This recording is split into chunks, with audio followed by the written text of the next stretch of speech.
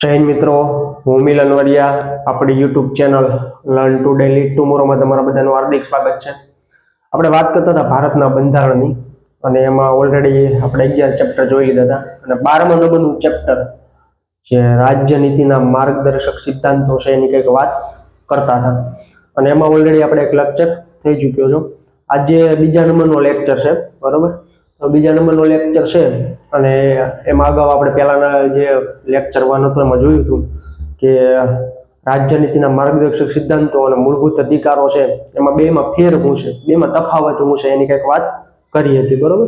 તો મૂળભૂત અધિકારો છે એનો અમલ ફરજિયાત છે, અને એનું ઉલ્લંઘન થાય તો એને કોર્ટમાં પડકારી શકાય, બરોબર? પણ કોઈ પણ કોર્ટ હોય, ડાયરેક્ટ સુપ્રીમ કોર્ટમાં પણ એને પડકારી શકાય છે.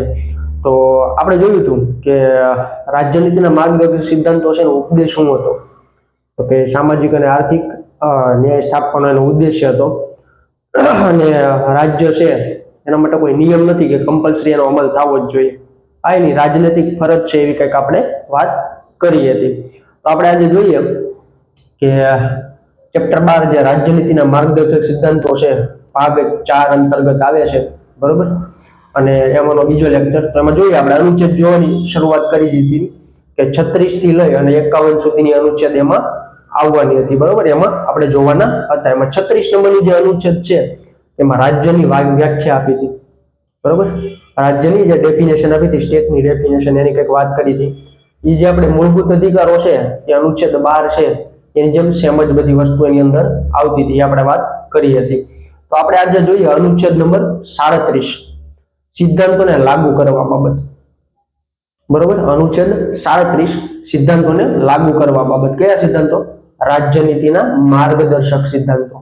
તો એમાં જોઈએ આ ભાગમાં સમાવિષ્ટ સિદ્ધાંતોને કોઈ અદાલત મારફતે લાગુ કરી શકાય નહીં. મોસ્ટ ટાઈમથી મૂળભૂત અધિકારો છે એ કમ્પલસરી છે, એનો અમલ થવો જ જોઈએ. ઉલ્લંઘન થાય તો કોર્ટમાં પડકારી શકે, કોર્ટ એનો અમલ કરાવી શકે. પણ આ જે સિદ્ધાંતો છે, બરોબર, કોઈ પણ કોર્ટ મારફત, કોઈ પણ અદાલત મારફત એને લાગુ કરી શકાય નહીં. આ સિદ્ધાંતો લાગુ કરવા એ રાજ્યની ફરજ છે, પણ આ રાજ્ય માટે નિયમ નથી. રાજનૈતિક ફરજ છે રાજ્યની કે આ સિદ્ધાંતો છે એનો અમલ કરે, બરોબર? પણ એવો કોઈ નિયમ નથી કે કમ્પલસરી કોર્ટમાં ના પડકારી શકાય. પછી આપણે જોઈએ અનુચ્છેદ નંબર 38. અનુચ્છેદ નંબર 38 શું કહે છે? રાજ્ય લોક કલ્યાણની વૃદ્ધિ માટે સામાજિક વ્યવસ્થા બનાવશે. કોણ બનાવશે? રાજ્ય. રાજ્ય લોક કલ્યાણની વૃદ્ધિ માટે સામાજિક વ્યવસ્થા બનાવશે. તો એમાં જોઈએ આપણે અનુચ્છેદ 38 કઈ બાબતની વાત કરેલી છે?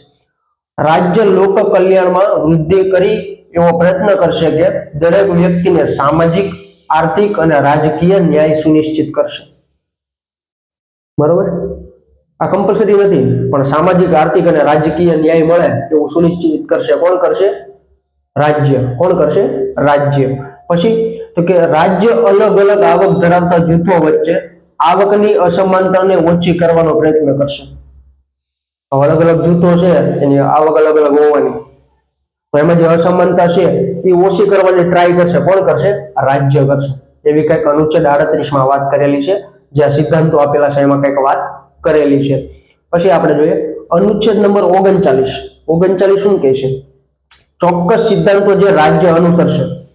હવે ચોક્કસ સિદ્ધાંતો ક્યાં ક્યાં છે એની આપણે વાત કરી લઈએ. તો કે સ્ત્રી અને પુરુષમાં રોજગારીની સમાન તકો ઉપલબ્ધ કરાવવામાં આવે, બરોબર? સ્ત્રી અને પુરુષ છે એની રોજગારી છે, એમાં રોજગારની સમાન તકો છે એ ઉપલબ્ધ કરાવશે.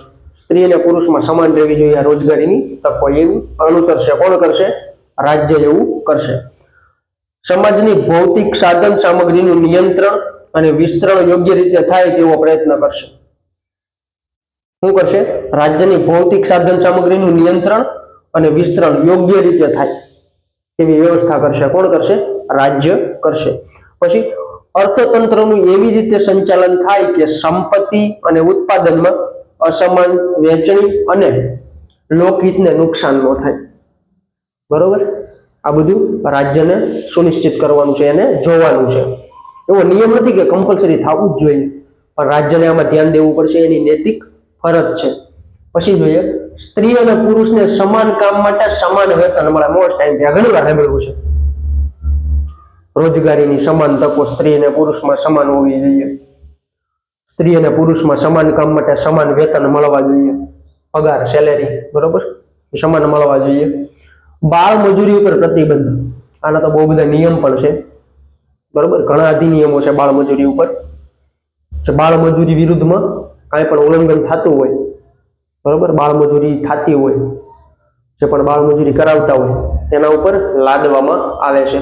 પછી આપણે જોઈએ અનુચ્છેદ 39 જોઈએ. 39A છે બરોબર, પેટા અનુચ્છેદ 39A. દરેક વ્યક્તિને મફત અને કાનૂની ન્યાય. મોસ્ટ આઈમ્પી એવું એમ પોલીસ સ્ટેશનમાં જાય એટલે પૈસા લે. હા, થોડું જો આમથી આમ હાલતું હોય બરોબર, સિસ્ટમ થોડીક એવી છે, પણ એવું નથી કે 100% એવું છે. અમુક વ્યક્તિઓને બાદ કરતા સિસ્ટમ આપણે બહુ મજબૂત છે. તો દરેક વ્યક્તિને મફત અને કાનૂની સહાય. ખાસ કરીને આર્થિક અને અન્ય અસમર્થતાના કારણે કોઈ વ્યક્તિ ન્યાય મેળવી શકતા નથી એવા લોકોને ન્યાય આપવાનો ઇનકાર કરવામાં ના આવે એવો પ્રયત્ન રાજ્ય કરશે. ઘણા એવું હોય કે કોઈ પણ ન્યાય મેળવવો હોય બરોબર, તો કોર્ટ કચેરીના ધક્કા થતા હોય બરોબર, વકીલ નું બધું જોવું પડતું હોય. તો એમાં ઘણા લોકો છે આર્થિક રીતે અસમર્થ હોય બરોબર, એ અસમર્થતા એની દૂર કરવા માટે એવો પ્રયત્ન કરશે કે બધાને સમાન ન્યાય મળી રહે. તો એવો પ્રયત્ન કોણ કરશે? રાજ્ય કરશે. આ વાત ક્યાં કરેલી છે? 42મો બંધારણીય સુધારો. 42મો બંધારણીય સુધારો 1976 આપણે જોયા હતા સુધારા, ત્યારે વાત કરી હતી કે બધાને સમાન ન્યાય મળવો જોઈએ બરોબર, સામાજિક, આર્થિક કે રાજકીય કોઈ પણ ન્યાય હોય સમાન મળવો જોઈએ. અમુકમાં એવું કંઈક સ્ટેટમેન્ટ આપેલું છે બરોબર.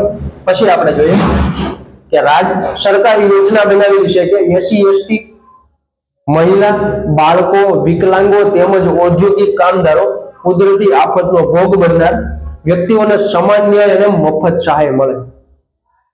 હવે SC ST માટે આયોગ બનેલા છે, મહિલાઓ માટે ખાસ હેલ્પલાઇન નંબરો છે, મહિલા માટે અલગ અલગ આયોગ બનેલા છે, બાળકો માટેના ઘણા રૂલ છે બાળ મજૂરી વાળા, વિકલાંગો માટે જે હેન્ડીકેપ છે એના માટે પણ ઘણા અધિનિયમો છે, ઔદ્યોગિક કામદારોના પણ રૂલ છે, રેગ્યુલેશન છે બરોબર. અને કુદરતી આફતનો ભોગ બનતા હોય છે બરોબર, પૂર છે, ભૂકંપ છે.